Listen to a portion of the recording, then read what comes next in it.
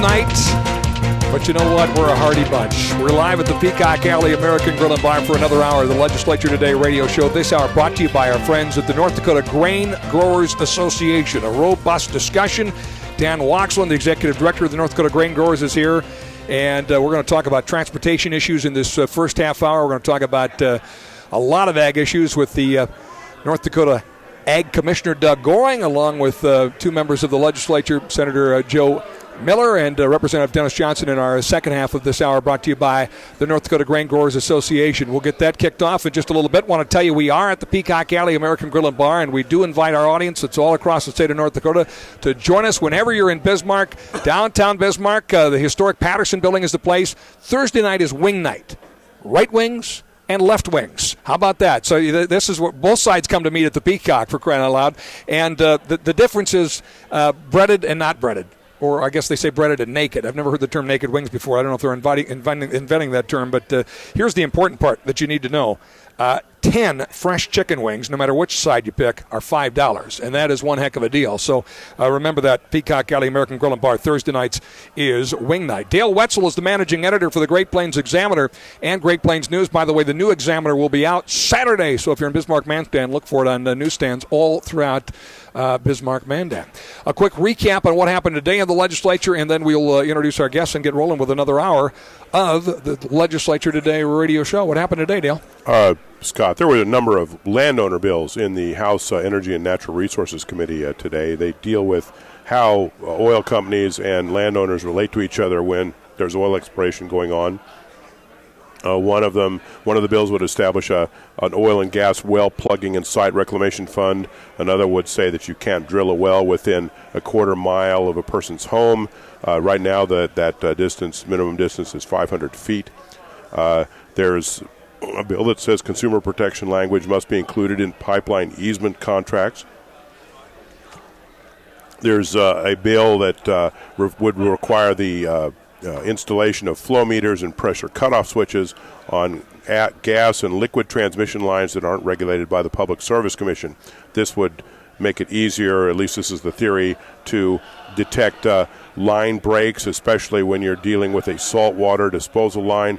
If it fractures and spills salt water all over the countryside, that's a disaster, and we want to minimize those, and that is the reason for that particular bill. There is a legislation that would make it a felony crime, punishable by 5 years in prison and a $5,000 fine for signing someone else's name to a referendum initiative or recall petition. This might by the failed initiative campaign last fund proposal on the ballot. There was, I think it's fair to say, widespread petition fraud in that campaign, and the folks that were responsible for that fraud got off light. They did not serve a day in jail, and there is that irritated some folks, and they think that monkeying with the initiative and referendum process should be a more serious offense in the eyes of the law.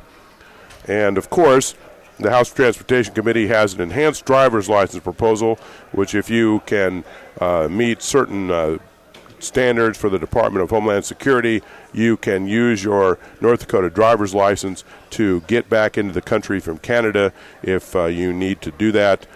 This would cost an extra $15 for the license. Essentially, it would require the Department of Transportation to meet with the Department of Homeland Security. A driver's license will be needed in order to make it secure. Justify using it to get back into Canada from the United States.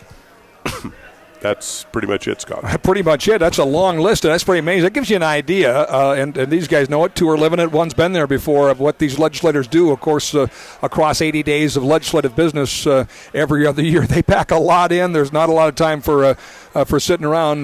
We were talking earlier with Andy Peterson of the GNDC, Greater North Dakota Chamber of Commerce, and they had Tom Donahue in today, the U.S. Chamber of Commerce president, and he said, my gosh, if they worked as hard as this in Washington, D.C., we'd fix a lot. Just walking the halls of the Capitol, a lot goes on, and you can just see that just in that recap there. think about how many different areas of your life have been impacted just from a recap of today's legislative business. So a lot happens fast. All right, this hour brought to you by the North Dakota Grain Growers Association, and Dale will introduce our guests and get our topic going this half hour about transportation and infrastructure. We have 2 Republican senators and a former Democratic state senator with us this evening. We have Senator Robert Erbele, a Republican from R-Lehr in south central North Dakota. We have Senator Terry Wanzek of Jamestown. He's with us as well. And then we have former Senator Dan Wogsland, who is the director of the North Dakota Grain Growers Association, and he is living proof that, yes, Democrats have been in the majority in the North Dakota Senate, and it's quite interesting because when I deal with Dan, this is the context in which I first think of him. I don't think of him in his current job. I think of him as a Democratic Senate leader in the days when the Democrats actually control the Senate. That hasn't happened for some time now, but it does happen. Just in case folks are wondering whether it does indeed happen, gentlemen. Senator Wanzek. Welcome, first of all. Glad to have you all here. Yes. Appreciate it. You. And Dan, thank you for the sponsorship and the support of the North Dakota Grain Growers Association. We're looking forward to regular conversations like this. Yeah, likewise, Scott, and we really appreciate the opportunity to visit with you, visit with Dale, and talk about some of the issues that are going on. And as you said before, it's a busy time, and I don't think in the time I've watched this legislature, I don't think I've ever seen it take off the way it has this time. I think it took off with rocket ships, and I don't know how these guys keep up, but wow, it's you got to have tennis shoes to keep up with this legislature this time. Absolutely. Senator Wanzek, what type of proposals do you have in the legislature that you'd like to discuss with us this evening? Well, Dale, if there's one thing that I've heard a lot of back home over the past 4 years, it's about infrastructure. Of course, the oil patch is experiencing a lot of need in that area as well, but I felt it was our job, or my job, to raise the issue of infrastructure needs in our part of the state, in the eastern part. And given the flooding and the wet weather of the past number of years, it's created a lot of havoc on our roads. And when you think of agriculture, often had urban friends wondering, well, why should we help pay for your roads? When you look at what the agricultural industry means to the economy in North Dakota, and when you consider that in this country, 1 out of every 3 acres is exported, and then when you think of North Dakota, it's even more so, 1 of 2, and when you take spring wheat and things of that nature, it's vitally important to have this infrastructure to, in a timely manner, get our crops harvested and get them into the marketplace. It means a lot to North Dakota. I'm going to tell a little story. I hope it's not, inappropriate. I think it's kind of a cute story. But in the last couple of sessions, we're very blessed to have all this oil development and what it's done for our state and the progress and prosperity that it's brought to our state. But whenever I get into the legislature, I can't help but think of an experience I had back in the 11th grade in high school, junior high, when there was this new gal that moved in from California, a very attractive gal, blonde-haired gal that when she moved into school, all the guys were talking about her, wondering who the new gal was.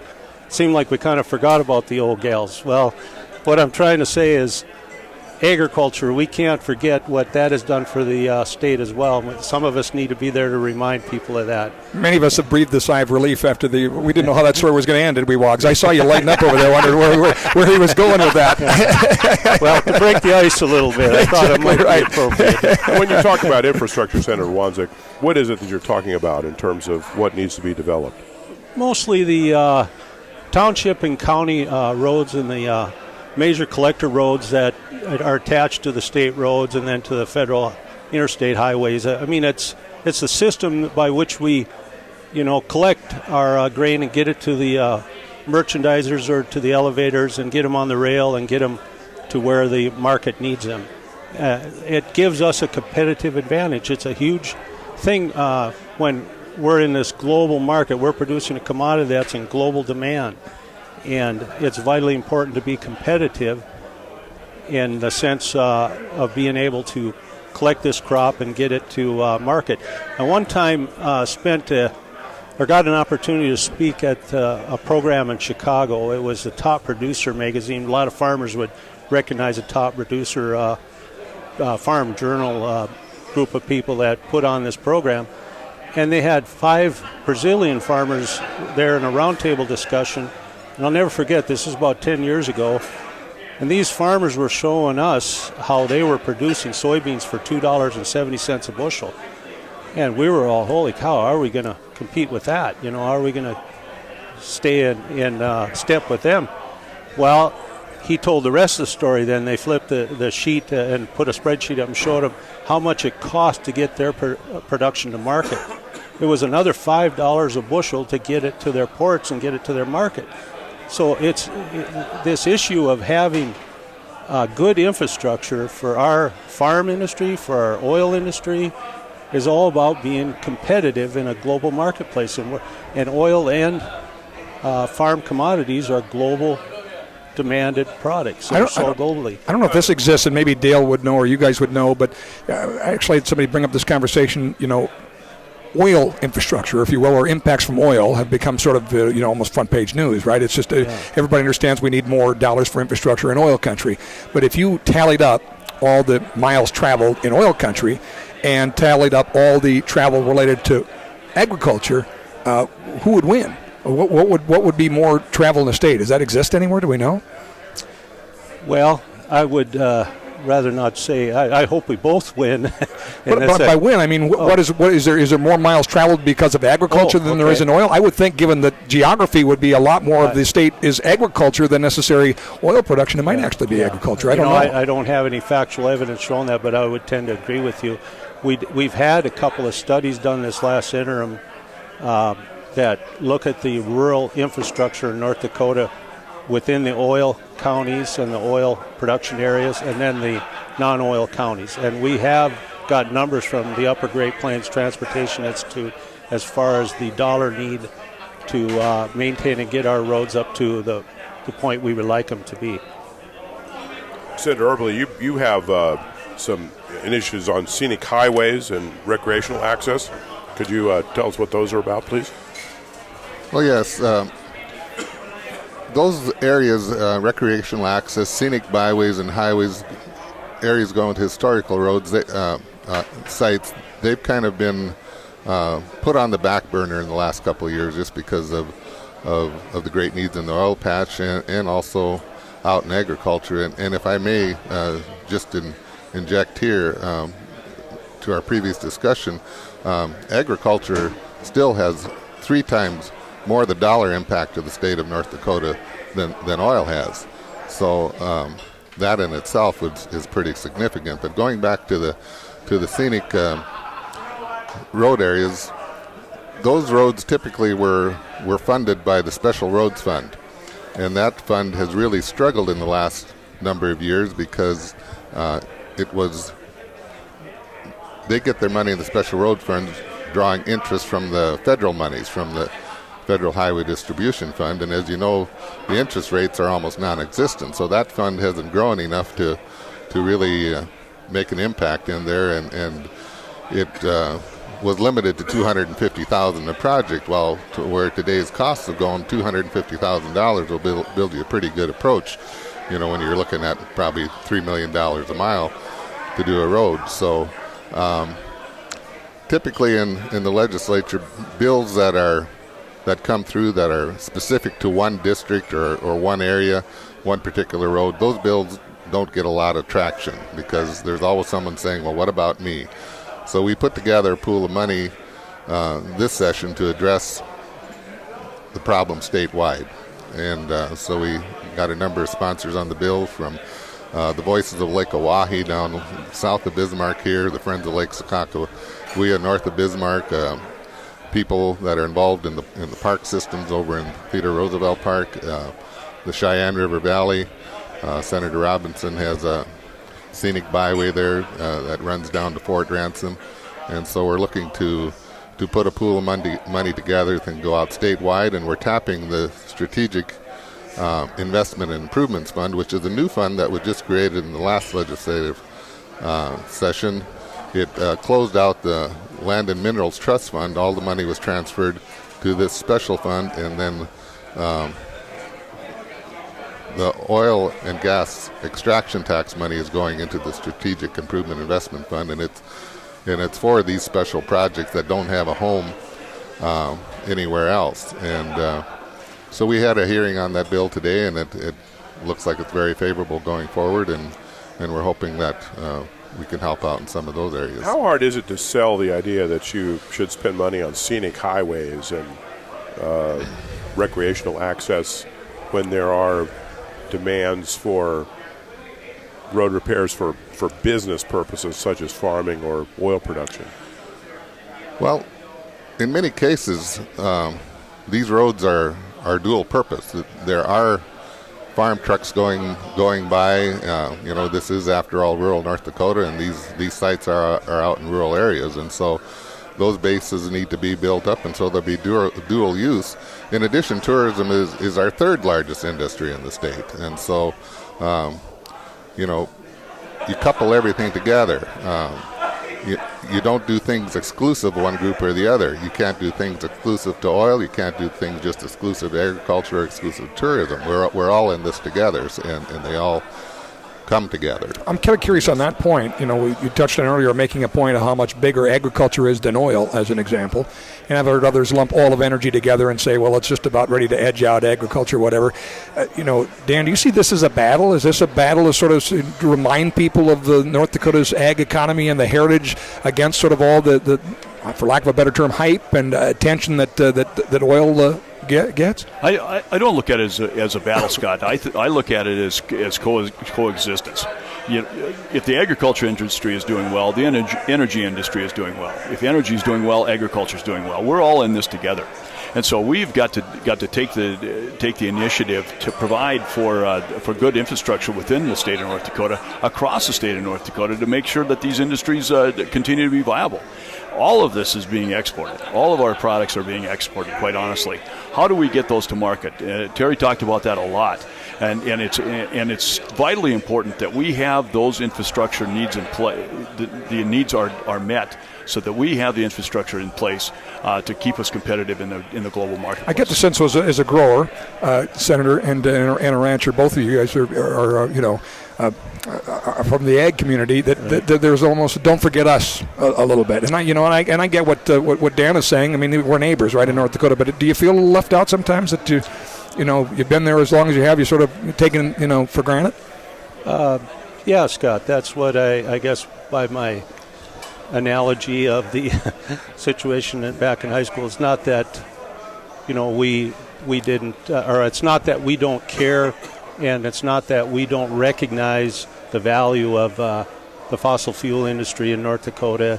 It's just that we want to remind people not to forget what brought us there, what brought us to the dance.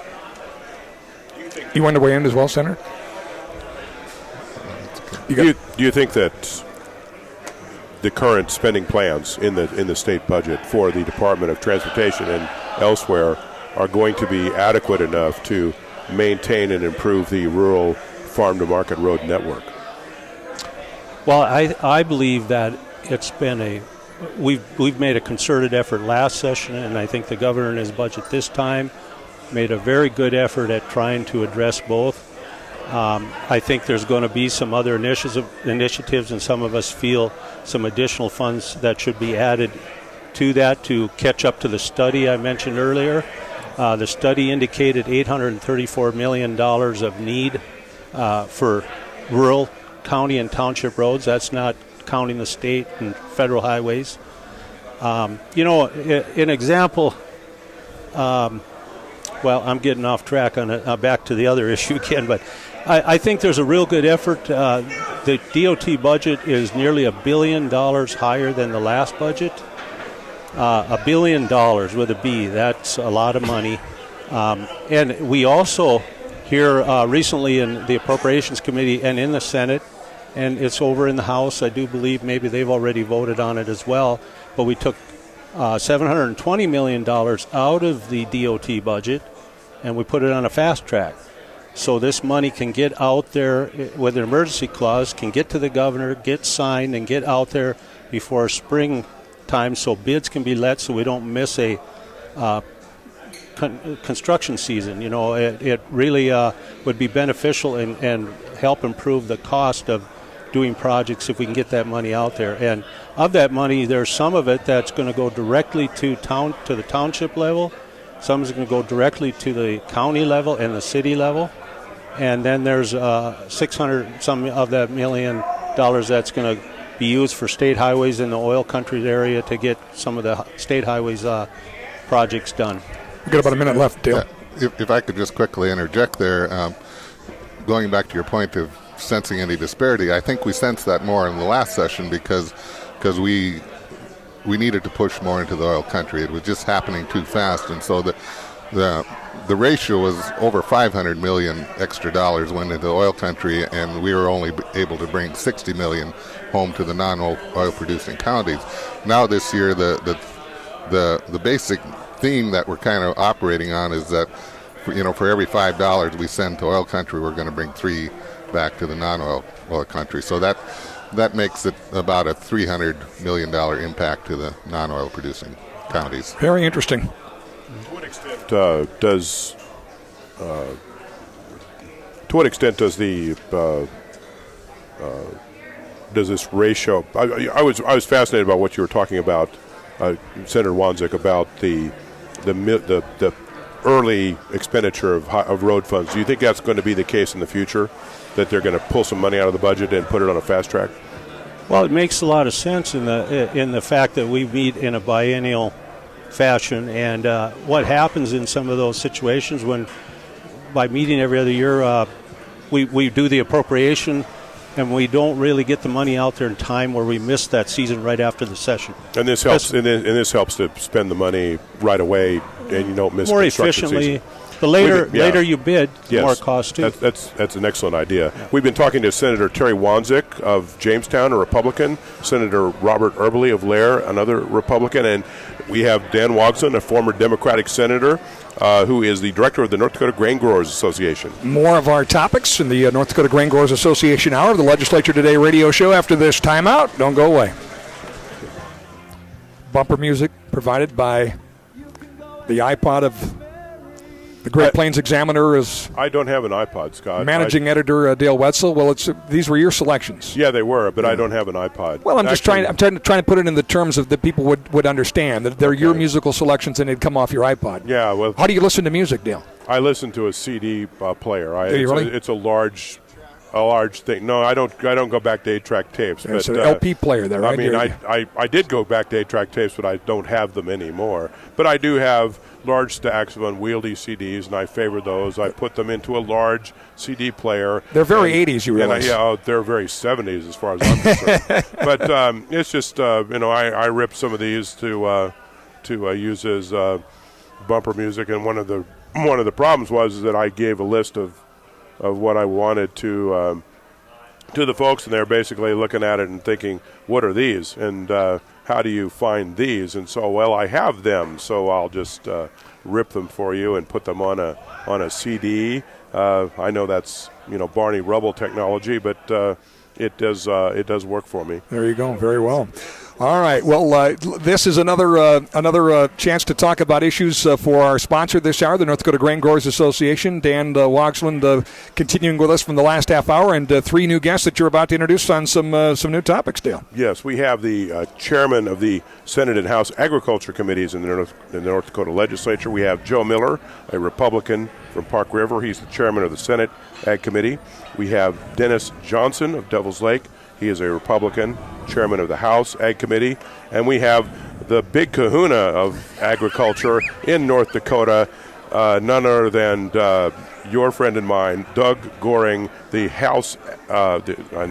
the North Dakota Agriculture Commissioner. And so that's who we've got, who we'll be speaking to. And, of course, we also have former Senator Dan Wogsland, former Democratic Senate Majority Leader, who is now the director of the North Dakota Grain Growers Association. He's always willing to put a turbocharge into any discussion, and so we'll be counting on him for that. Senator Miller, you mentioned one of the issues that you're dealing with in your committee is a humane treatment of animals bill, and I understand you dealt with that today. Could you talk about what you did with it?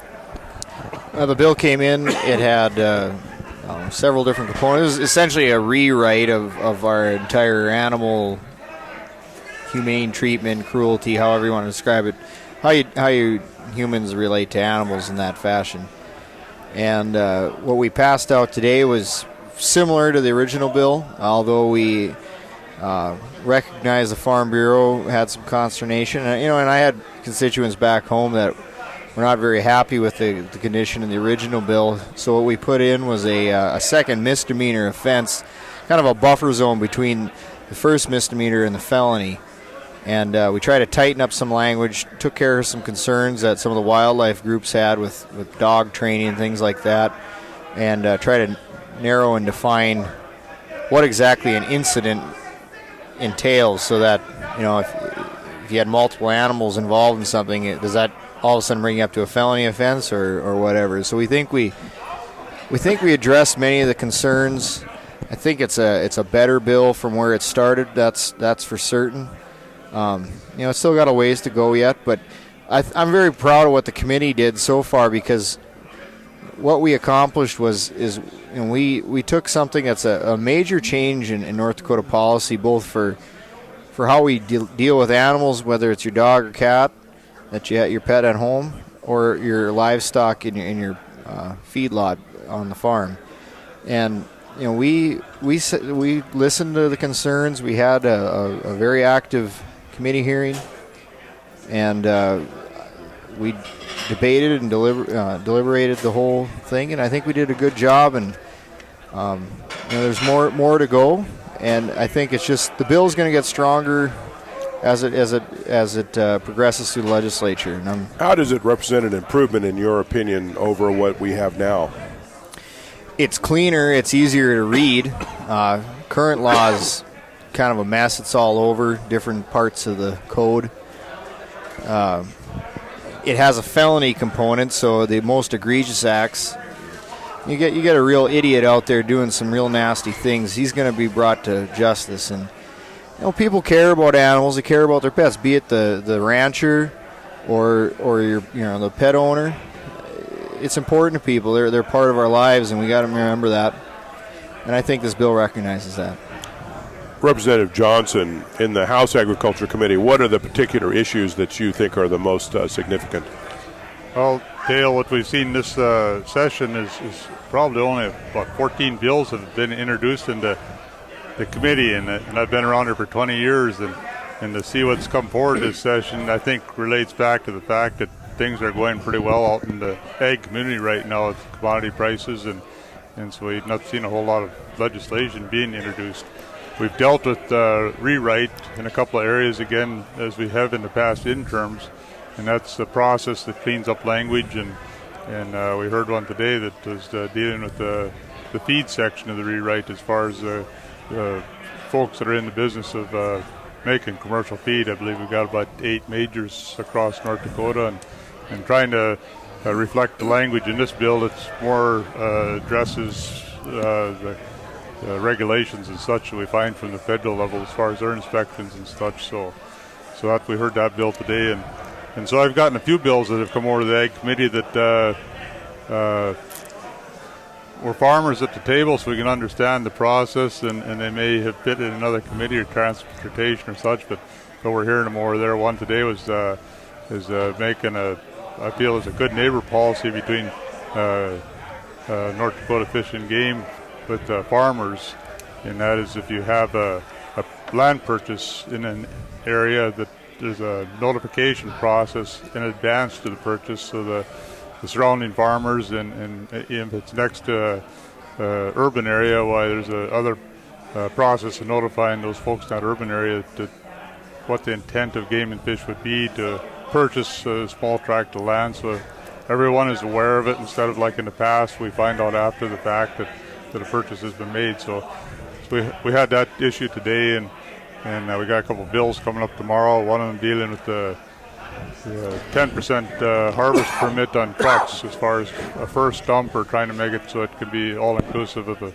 second dump, like the sugar beet and potato folks have. And why is it that farmers want to be notified, in particular, of land purchases by the Game and Fish Department? It's when Game and Fish or any of these types of groups with tax money or this type of money purchase land, that land is gone as far as ever probably coming on the market again.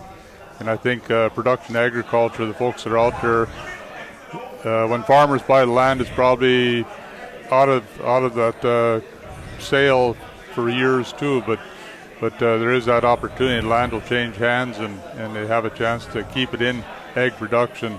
And when a group like Game and Fish or these purchase the land, it's probably out of egg production agriculture, and just never comes onto the market again. So in other words, if the Game and Fish Department buys the land, it may not be used again to grow crops, and it may not have a return in taxes.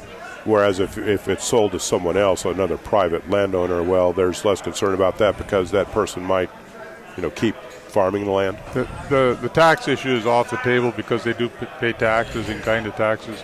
But as far as egg production, to raise a family or kids growing up on this land, or generating commodity prices for the community is off the table. It certainly serves another part of it, as far as their hunting interests and that type of production. Commissioner Goehring, it has Representative Johnson mentioned this, but in looking through all the bills, it does appear that it's a fairly quiet session for agriculture this year. And could you talk about what you see are the significant issues and what the department wants to accomplish during this session? Well, certainly with some of the things that we brought forward, as Representative Johnson had mentioned, we have some rewrites out there. We have a rewrite of the commercial feed law. We have a rewrite of the fertilizer law, dairy.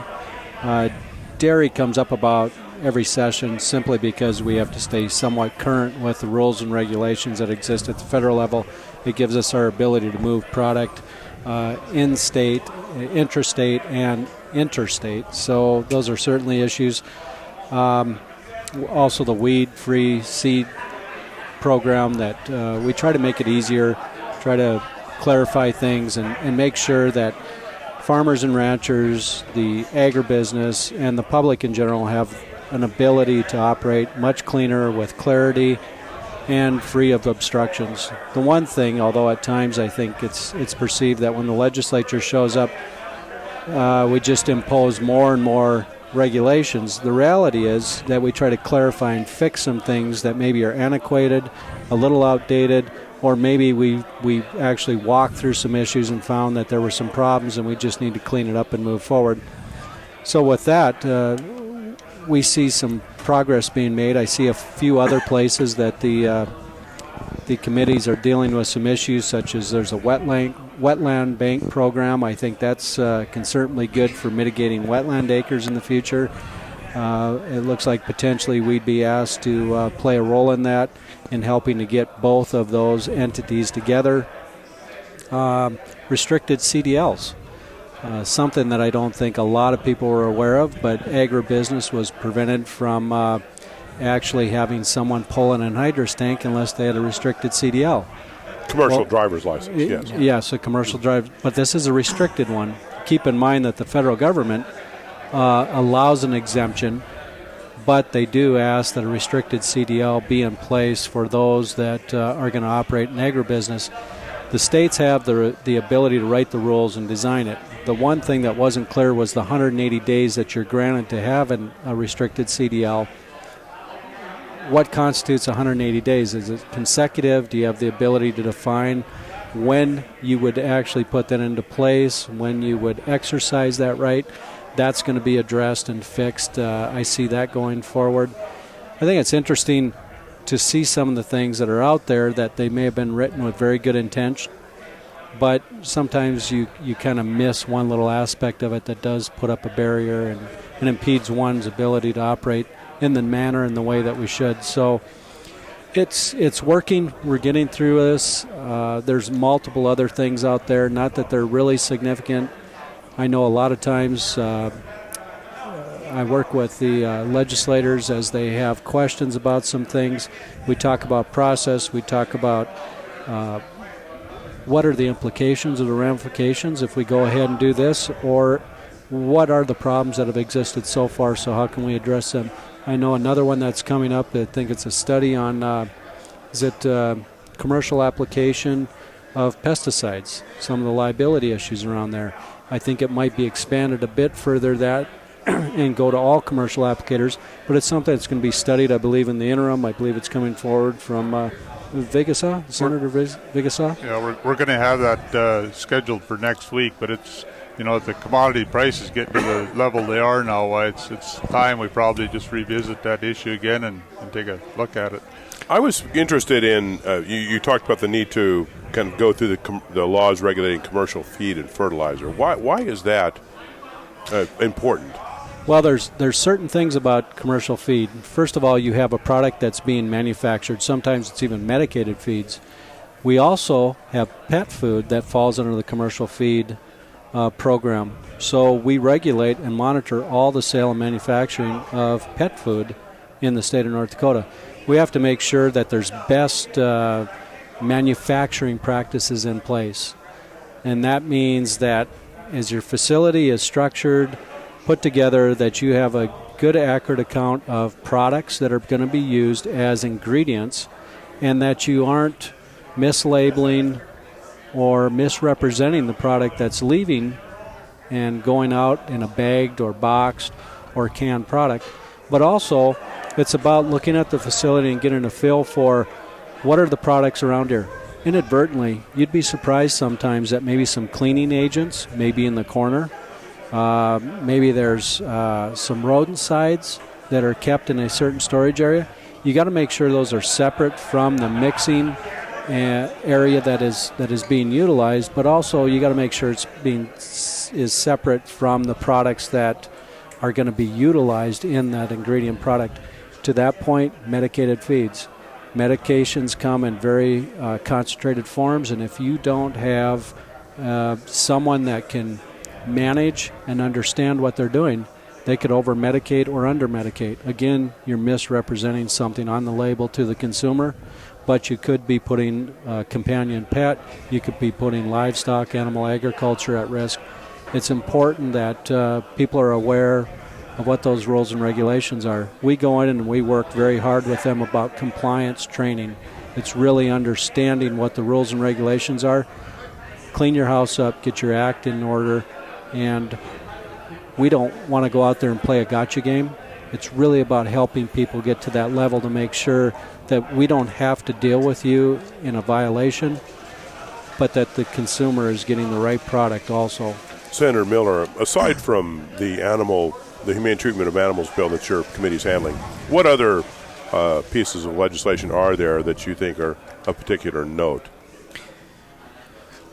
Well, I think with things that are happening outside of the Ag Committee are very important to agriculture. Taxation, road development, bridge, all that stuff. You got the things happening in oil country, but you remember the structures and the things that we drive down the road have gotten a lot bigger since those bridges and roads were built 80 years ago, and that's the biggest thing that I think is facing agriculture in North Dakota today is are we going to build out the infrastructure?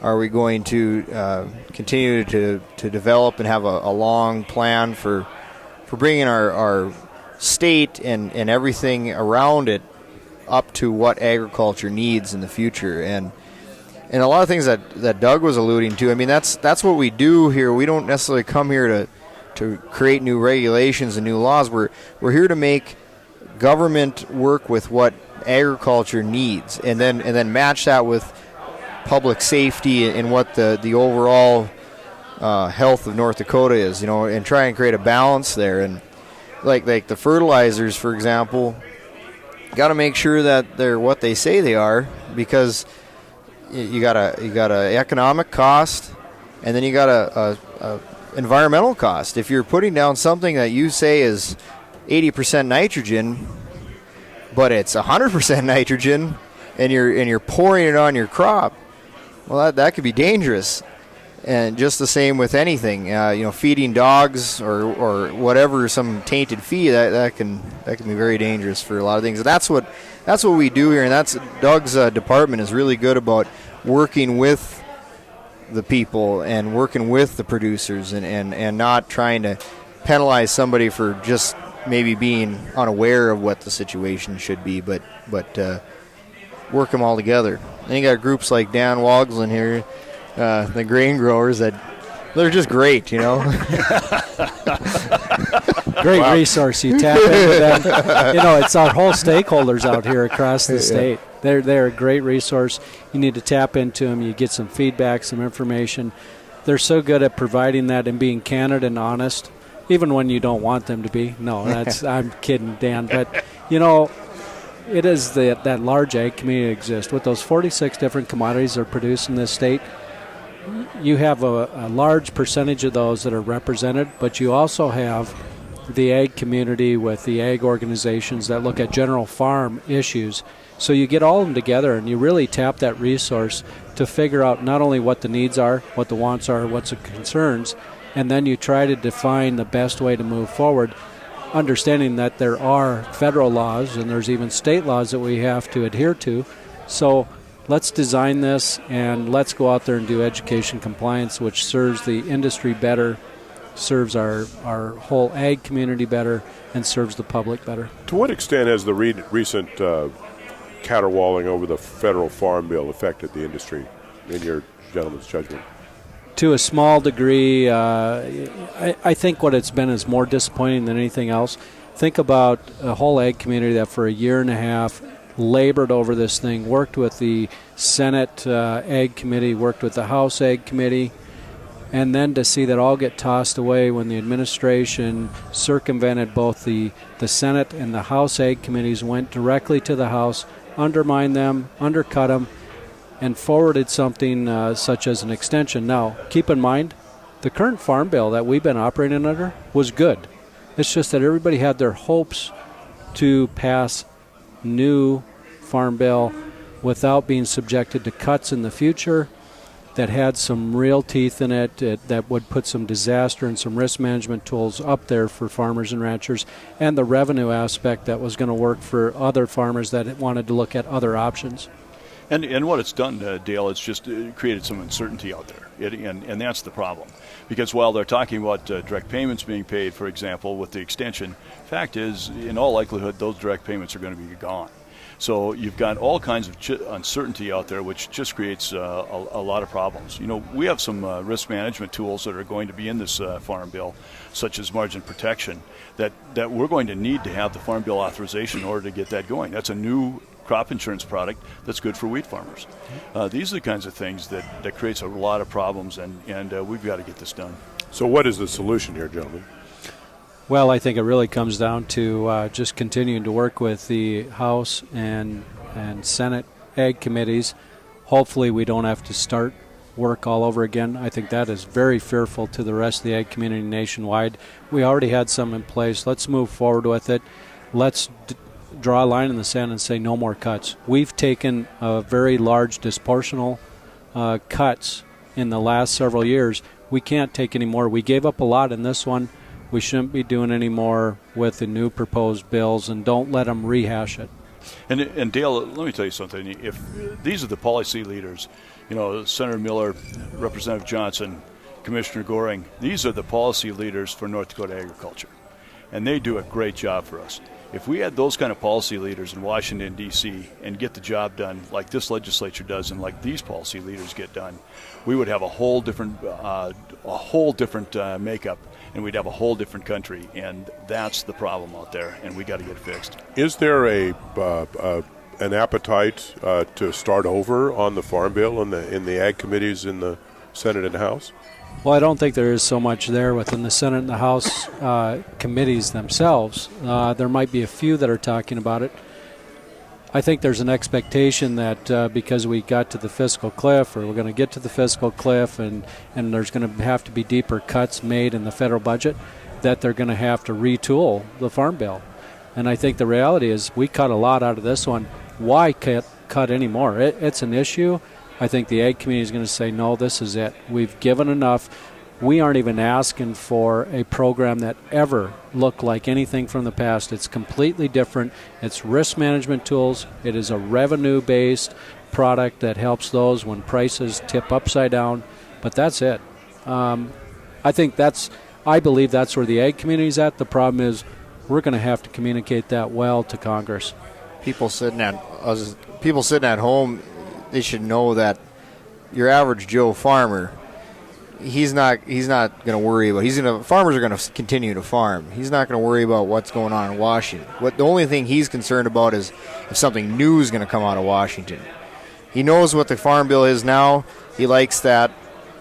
You can take some away, you can give me some more, that's fine, but just don't create new regulations that's going to endanger me. We've been speaking this evening to the gentleman you just heard, who is Senator Joe Miller, a Republican from Park River. He's the chairman of the North Dakota Senate Agriculture Committee.